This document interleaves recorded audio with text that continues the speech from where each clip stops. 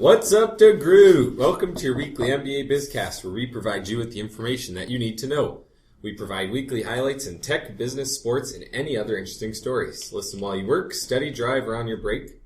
Today's Thursday, July 18th, and we have a very special guest with us today, Mr. Millar, Mr. President himself. How are you doing today, good sir? Doing wonderful. Just cramming away for finance with the rest of you guys. Had a wonderful night last night at a concert. Jay-Z, Justin Timberlake. Pretty stoked about that. And yeah, just want to finish strong in the last 2 weeks of school, as I'm sure everyone else does. We're getting close. It just feels surreal how close we are to the end of this semester. I'm not happy about it. I'm tired of finance, and I don't really want to do accounting. Get that marketing case. But I'm a general complainer, though, so I wouldn't be happy if we were off school. Like, I'm off school. I don't have enough school to do. I'm jealous. I would have liked to go see Kovy last night. That would have been fun. It was pretty dope. They played for like 2.5 hours straight. I'm surprised how much chemistry they had on stage together. Like, JT did a lot of his songs and vice versa. And as I said on Facebook, I was kind of weirded out by seeing a Justin Timberlake concert. My 12-year-old self wanted to kick my butt. But it was pretty awesome. JT, well done, sir. Well done. Do they have any other acts with them? It was just them two. Just them two. And they had like an opening DJ who wasn't particularly. Any instruments? No. Oh, that was the biggest white boy comment ever. They had a ton of instruments, actually. JT was on the guitar for a lot of it. Oh, that's cool. Yeah. I was gonna say when I saw Lupe Fiasco perform, and he's a full like 6-piece band. I really like Lupe. I think he was on like guitar to like run this town or something like that. It's pretty sick. Yeah.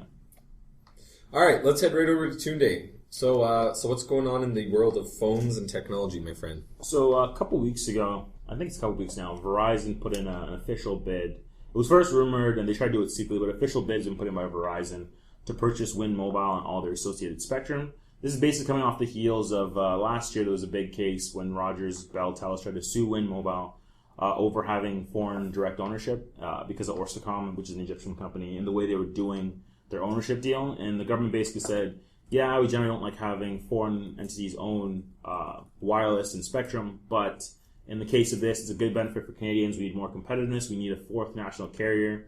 So now Verizon's like, well, basically they're saying it's okay for foreign entities. Verizon's got a ton of cash. They can't get any more spectrum in the States because the States is kind of holding off on auctions. And so they're the market leader, them and AT&T and the market leaders in the States. They put in a bid of, I don't know how accurate it is, but the supposed number is $700 million, I believe, to buy all of Wind, all of its spectrum, all of its properties. And they're also looking to buy Mobilicity, which has very few subscribers as well. And combined, they would probably still not be a fourth, or even it probably would only be like maybe 15-20% of Rogers' size, but then they would actually be able to have the infrastructure and the mind to take on Rogers, Telus, and Bell. Interesting. That is a big development.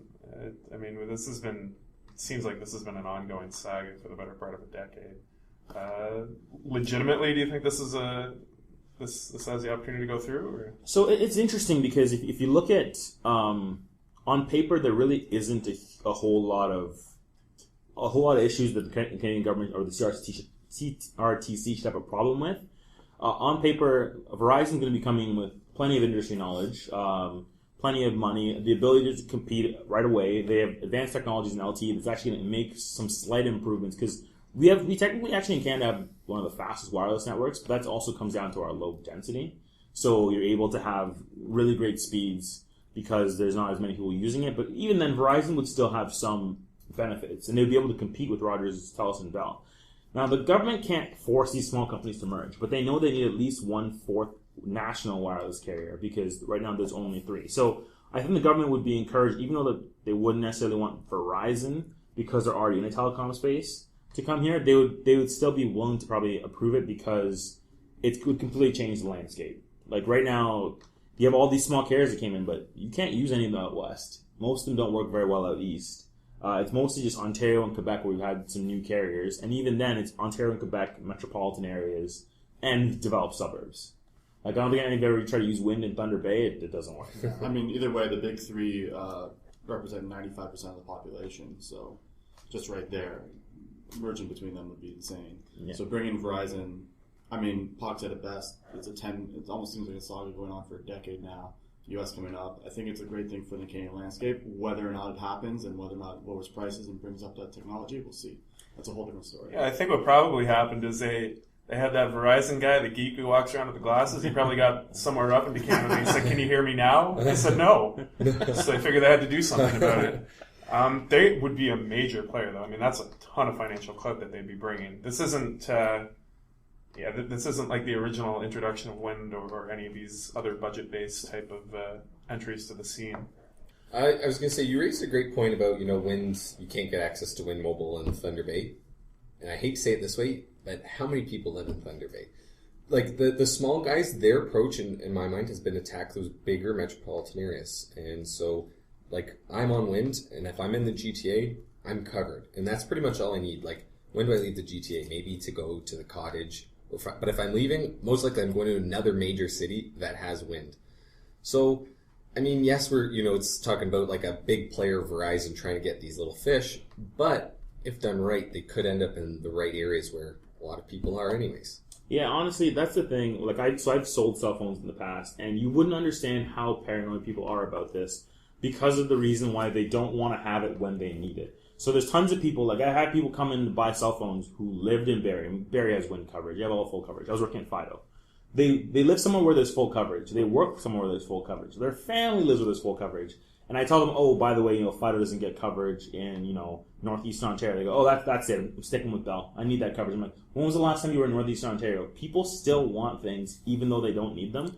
And it's honestly a huge factor for people who are in the middle age. The younger crowd doesn't care as much because, most people realize that if you're like in a hotel up north, you're probably just there to get away because you're already constantly connected. And if the hotel has Wi-Fi, then you hook up to the Wi-Fi and you're still communicating with people. Yeah. But older people, probably I would say 39 and up, probably, even though they know it's pointless, they would still like to have full nationwide coverage.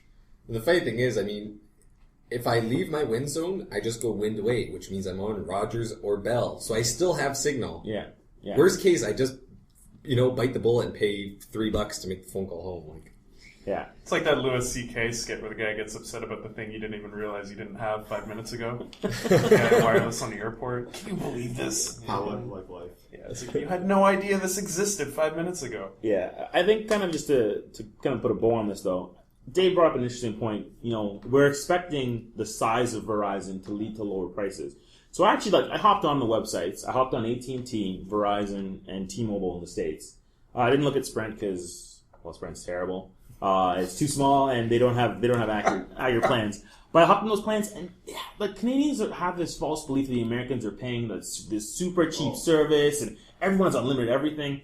To get the equivalent, so I pay $60 a month for unlimited talk and text, unlimited picture messaging, voicemail call display, and 2 gigs of data. I pay $60 for that. On AT&T, that same thing is $95. On Verizon, that same thing is about $99. On Sprint, if you did get their own everything plan, that's $99. On T-Mobile is the only one that's competitive. T-Mobile will get you the same thing for about $40, but after 5 gigs of data, they throttle your data down to 2G speeds.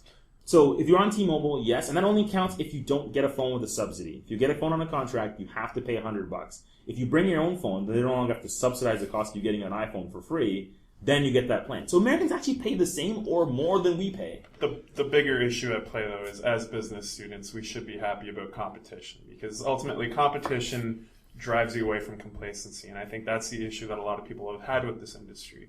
It might not necessarily be rock bottom prices. I don't ever think we're going to get to the point where most of continental Europe is.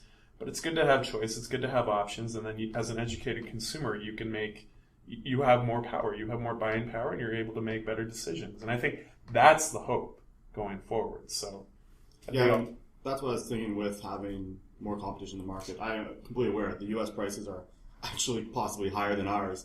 And a lot of people, what they don't believe is the way in which they advertise to consumers in the U.S. versus how Canadian companies advertise to us. There's a big disparity there in what they're allowed to say. So that's the misconception in general. It's huge. It's huge.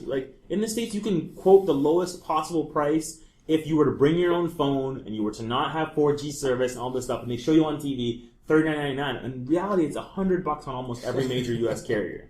I'd just like to point out before we move on, if Jeff Ollinger was trying to lock down a Phase 2 co-op placement with Sprint, Tunde does not represent the opinions of Degroote Business School as a whole, and What's Up Degroote is a separate entity, so I apologize on behalf of the school.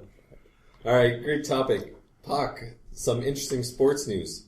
Oh, was there ever.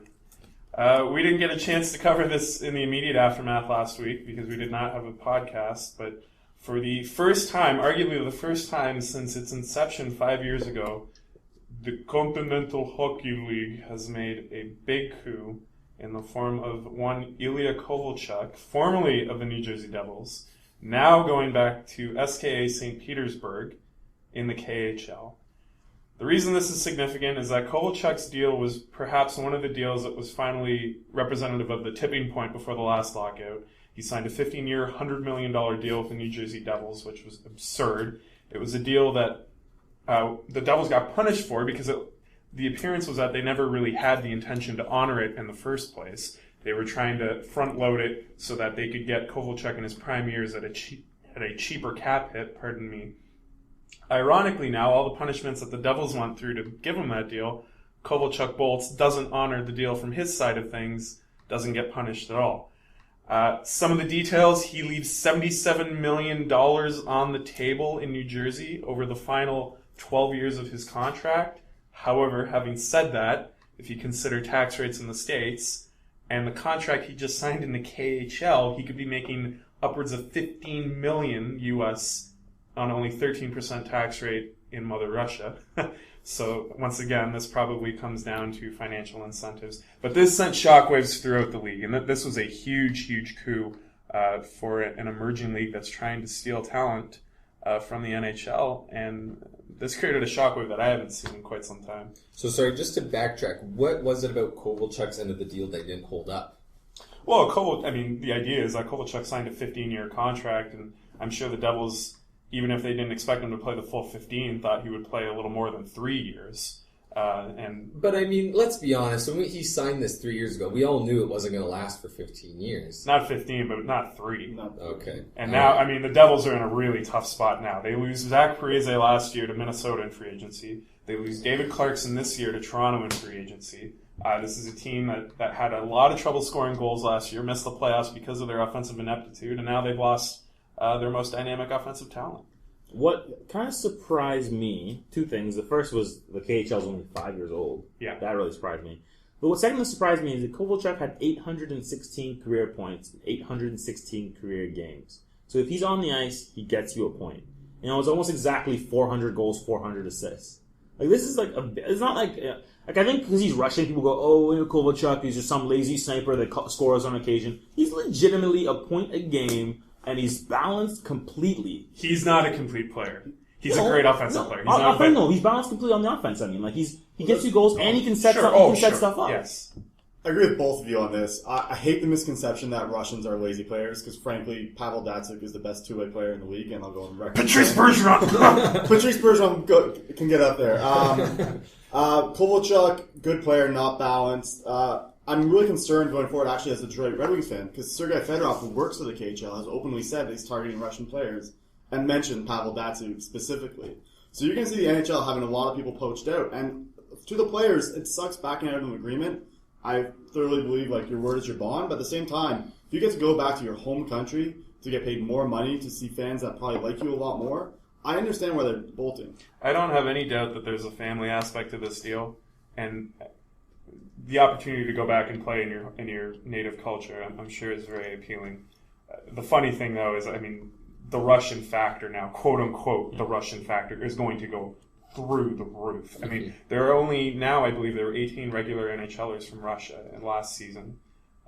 That's decreased by 1, which is not a non-trivial number. No, by 2. Alexander Burmistrov. Burmistrov, thank you. Alexander Burmistrov signed with Akbars Kazan. And you really must hate Winnipeg to go to Siberia. Man. Although, what's the difference between climate-wise? That's a lateral move. That's a lateral move. Yeah, it's the same place. The difference is, at least they speak Russian. Yeah, Alex is probably like, if I can survive 8 months in Winnipeg, Siberia. I can survive anywhere. Yeah, but it's starting to pose a major threat. And the really cool story about this, for me, anyways, if you look at a wrestling analogy. Is there any better, hero/villain heel going into Sochi? He has automatically become now, Ilya has become the face of the Russian Olympic team at 2014 Sochi Games. He is going to be a hero for the Russian people for coming back, and he is going to be loathed by the Canadians and Americans going over there. I think that's a great storyline for what's going to be a great tournament. And by the way, they are coming down to an agreement. The NHL will be going to Sochi next season, which is... I can already just imagine like the pre-game with the epic music. They'll be playing like the classic Roman gladiator music with some Canadians delivering some big hits in the corners. They'll play some sinister music and Kovalchuk will score a couple. They'll play it'll be the entire soundtrack from Rocky IV. Just one thing, I think it's interesting how Kovalchuk left, because if he left essentially a week earlier, New Jersey could have put bids on him and tried to get David Clarkson back. So they lose two very talented offensive guys who scored, I think it was like 95 goals in the last 2 seasons for them. But that's a huge hole in their team. I heard the same thing, listened to some talk radio as well, but the one thing that a lot of guys have brought up, including my favorites, Tim and Sid on Rogers 360 there, shout out to those guys, is that I don't think that Lou Lamoriello was actually as surprised as he pretended to be. Because if you listen to what he says and what he said before, it kind of conflicts. Because Kovalchuk came to him during the lockout and said, I don't want to come back. And I don't want to play here anymore. So at the end of this season, for him to say, I thought he just played this half season and decided he loved it again. When he played the half season, he was hurt a lot. And they didn't make the playoffs. And he was like, he knew this was happening. And he tried to make himself look a little bit more like the victim. And no one feels bad for Lou Lamoriello because he's not he's the least friendly, he's the worst GM other GMs have to deal with. So I kind of don't feel 100% bad. There is a perspective here that maybe New Jersey is actually kind of a winner in this. Vanderbeek's running out of money. They need to find a buyer. That was a huge burden for any potential buying group. So now they've rid themselves of a $77 million commitment. For a team that has liquidity issues, that's not such a bad thing. And it was going to be a burden for them. He was entering the money years of his contract. Now the cap recapture penalty is only about $250,000 per year. It is for the next almost 10 years, but it's nothing. I mean, that's peanuts compared to the cap. So Jersey might get out of this all right. It's just, I don't think there's been ever. It's really remarkable. From the perspective that you're talking about a guy at 30 years old who is a marquee attraction in this league. He's a legit superstar, and he decides he's had enough. And not so much he's had enough, he's still going to play, but he's not going to apply his trade in what is universally believed to be the best league in the world. And that's a big loss for the game. No matter what you think of him as a player, as a person, whatever, he is a marquee attraction, and he's no longer here. As somebody who loves the game, I'm sad about that, but it's a great storyline for Sochi, and I can't wait. I've got the countdown ready. I was watching a rerun of Canada-Russia quarterfinals from Vancouver, 2010. Nice. That gets me pretty excited. That was an alright game for us, I think. It worked out. Yeah, it worked out. Just on the topic of NHL, I'm pretty excited for the realignment next season. The new division is going to be amazing. We're going to watch a lot of Red Wings games. Yeah, as a Detroit fan. I knew it was going to come up. That's why I love even the Alfredson trade even more. Well, I don't love it, but it pisses off Ottawa fans, so I kind of like it. That the fact that he's not even leaving the division. He's staying in the division. So he's going to have to come back to Ottawa for so many games. Messy. As a Flames fan, I'd prefer not talking about the next 10 years. If you guys are okay with that, I'll just pretend it didn't happen. Hey, 10 years down the road, you might be a happy guy. We don't know yet. Yeah, sure. Okay, 6 years down the road. All right, so I'm bringing it up again, Bitcoin. Every time I think I've talked about it on this show, I think, okay, this will be for sure the last time we ever talk about Bitcoin, and it will just disappear and fade into darkness. And surprisingly, no, not yet. It's still around. So one of the biggest things about Bitcoin was how it can be used in the black market, and a lot of illegal activities could exist through Bitcoin. But I finally, the first instance I've heard of where someone has been fired from their job for Bitcoin mining. So I won't name the name of the guy, but he essentially works for Esports Entertainment Association, and they run a huge Counter-Strike network. And he sent out a Trojan virus out onto the network, and so while guys were playing Counter-Strike, their computers were Bitcoin mining for him. So I think of something like, he had 14,000 computers Bitcoin mining for him. And the funniest thing was, so he got fired from his job, and the guy's unemployed. He only got $2,000 worth of Bitcoin out of it. Like, can you believe just how insane this is? Over a meaningless currency. Yeah, like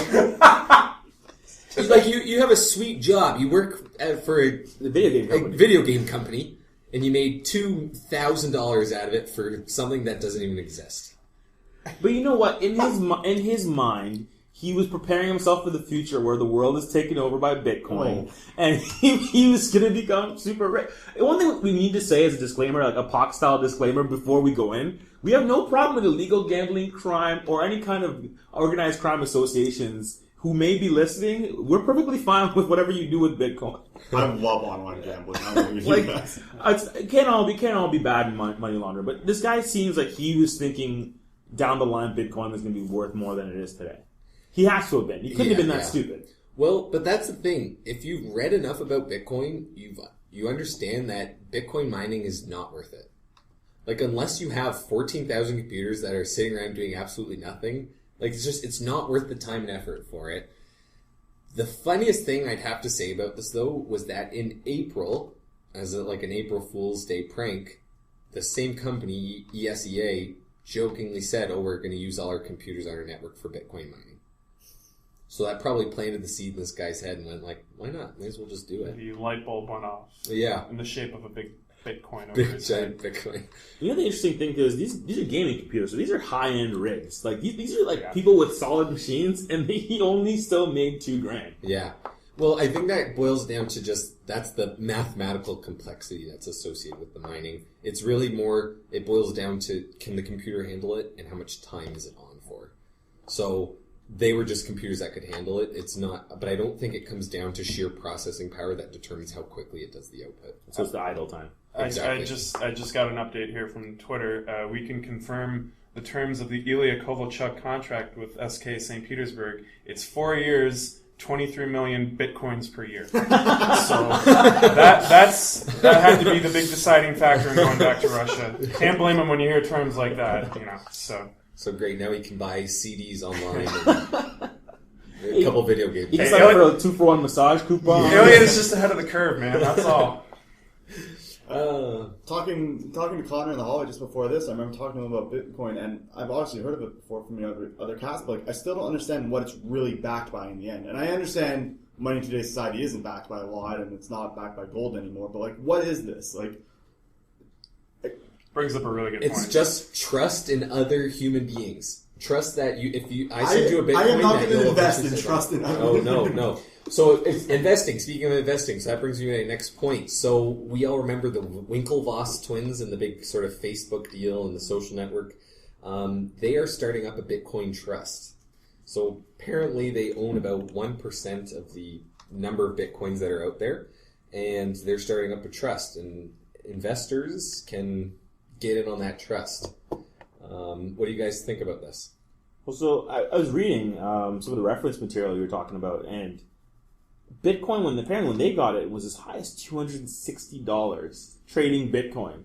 Yeah, that's the funny thing about this. If you had gone, when we first talked about it, it was trading about $70, $100. If you bought it then, traded it, a week later, you almost tripled what you paid for when it went up to 60, and now I've been watching it slowly declining. And I think these guys are just trying to recover their lost investment. Absolutely, especially because they're valuing it at $20 a share per, I think it's 0.2 Bitcoins, which represents a share price of $100 for Bitcoins, but they're currently trading at 87, or at least they were on July 1st. So I really think they're just trying to recoup their money, and why am I investing in an IPO of a fake currency, it seems. Well, you know what, though? The Winklevoss twins are so legitimately interesting. They sell me just on profile. I've got their Wikipedia page up here. These guys finished 6th at the Beijing Olympics in rowing. They're Harvard grads. I like one excerpt from when they attended the Brunswick School. They showed a fondness for the classics, studying Latin and ancient Greek, and they co-founded the Crew program. These guys are... They're your typical Ivy League type of guys. They were the ones who sued Zuckerberg for $140 million over Connect You. But here's the funny part, though. So they got the big money, and then they used it for Bitcoin? You went to Harvard, someone gave you $140 million in a lawsuit, and then you use that money to buy fake... Haters gonna hate, Tunde! Greatness, there's no limit. If someone gives you $140 million, I guarantee you'll make some stupid moves with it. I guess we all will. And they were already rich to begin with. They got $140 million more. Why don't we just spend $50 million on Bitcoin? If there's a resounding theme from this podcast, it's that visionaries don't limit themselves to societal constraints. The Winklevoss twins, Ilya Kovalchuk, the Verizon guy. They're all thinking outside the box, Tunde. That's what it's all about. So if they do get this IPO out and they make a little, there'll be some silly people who will buy it. They'll make a little bit of money up front. But what exchange could they convince to hold this trust? I don't know. I see it as stopping as like they'll go to the New York Stock Exchange and they'll go no. Like I can't see it going any further than that, truthfully. So they're basically just, you think it's a dump though. They're trying to just unload, their millions of dollars in Bitcoin and just get something. Yeah, I think these guys were watching CBC News the same morning I was, and they went, "Oh my God, we should invest our $150 million in Bitcoins," and then they realized their horrible mistake. They are MBA graduates, though. 2010 University. Okay, but they're not Degroote. Yeah, they're not Degroote MBAs. That's right. Second-rate university like Harvard. Yeah. Actually, it was Oxford that they went to. Third rate. Are you serious? These guys, they have a list of credentials. Harvard undergrads, Oxford MBAs. Oh, this is just incredible. And still with the Bitcoin, it just makes me think that it makes me lose faith. That faith you were talking about, investing in the faith, I don't want to. My point to begin with. They legitimately, they might be Amanda Bynes crazy at this point. Actually, no, they're Olsen twins crazy. No, Amanda Bynes, I think, passes them. But you gotta stick with the twin motif. But she's got enough crazy for two people. It's enough crazy for three or four. You know what? I think she has split personalities at this point. Those are kind of like twins, in a way. Did you guys hear Lindsay Lohan's getting a show by Oprah? Oprah's giving her a show, essentially? Oh, Oprah has... They're doing a documentary on Lindsay Lohan. She's getting paid $2 million. Did she just show up at one of those Oprah Favorite Things episodes? I don't know. Shows for everyone! It's ridiculous. Like, you get a show, and you get a show. You get a show. That's how we got our show. Actually, that's a little known fact. What's Up Degroote was awarded at an Oprah's Favorite Thing broadcast in Chicago in 2011. So thank you very much. Oh, network, TM. I call Oprah. We're on a first name basis. Opie. Yeah. Opie, actually. I call her Opie for short. I just go with O. All right. Let's Big go. O. All right. So, Mr. Millar, while we have you here, anything at the school, any topics, anything of interest that you felt you needed to share or wanted to share with the rest of our class? Well, I was going to talk a bit about Loblaws and Shoppers merging. Okay. If you guys want to talk about that. But I could also talk a bit about the school, whatever you guys really want to hear. Let's shout out some NBA stuff. This is your free plug time. This is phase time for you. Oh, this is my plug time. All right. Well, as the summer winds down, we're all about to transition into our second co-ops, and we're all kind of in almost like a limbo in these last 2 weeks where no one wants to do anything. And I don't really like that, in fact. I don't like when we can't plan events, we can't see each other, we can't get out there. So we had the fun fair, and I thought it was amazing. The first time it was run. Big shout-outs to Degroote entrepreneurs, and G did a great job facilitating that with the MBA. So thanks a lot to him. But I've actually been having a lot of meetings, kind of the behind-the-scenes things, with the new administration, the dean, the MBA director, Sue McCracken, who I went golfing with at the golf tournament, trying to get to know them. And I gotta say, I'm really encouraged with the new progress coming from the school, new ideas going forward. A lot of you guys are aware of the changes in the school over the past few years, in fact. But essentially what it is they're going to be getting a lot more information out of students. They want a lot more student feedback. They really want to hear what every student has to say. And I wouldn't be saying this unless it was completely true. So really what it comes down to is it's almost in the hands of the students coming forward. So I know it's a busy time of year, but there will be a time very shortly when a lot of your feedback will be necessary. And at the end of the day, I'm not the right person because I would like to think pretty engaged, and I've probably had multiple times to have my voice heard. But there's a lot of you that haven't had your chance to have your voice heard. And you probably have a lot of good opinions. So there'll be time when you're asked to come out and share your opinions, and I hope you do. It's one of those things that the strength of the school really relies on student feedback, student engagement, and at the end of the day, the student experience. I rely a lot on a co-op experience, but I also rely on future alumni at the school for, well, not just connections, but just that network of people you have and the strength of the people behind you. So I think that's really the tipping point for where the school's at right now. I will say one other thing quickly. I had a lot of people talk to me recently about a certain mandatory meeting that they weren't too pleased about being mandatory. And I'm sorry, I shouldn't be laughing. It's good segue. But it was a great meeting. Great meeting. All right. Well, I don't disagree with a lot of you, but don't be afraid to voice your concerns to anyone, especially administration. Like, you're not going to get strung out, or they're not going to blame you or get mad at you for saying something that's legit your opinion. Like, you're going to come and complain, and that's fine. That's human nature. Come with solutions as well. It's always the way I find to get the best reaction out of people. So I spoke to Jennifer, Clary, Carla about that meeting, and I kind of voiced people's concerns and tried to move forward with what the best solutions is. But at the end of the day, if you want change, be that change, show that change that you want, or else you're really not going to have your voice heard, and you're not going to have the change you want. Mature manner is always a great way to do things. Do it in a mature and respectful environment.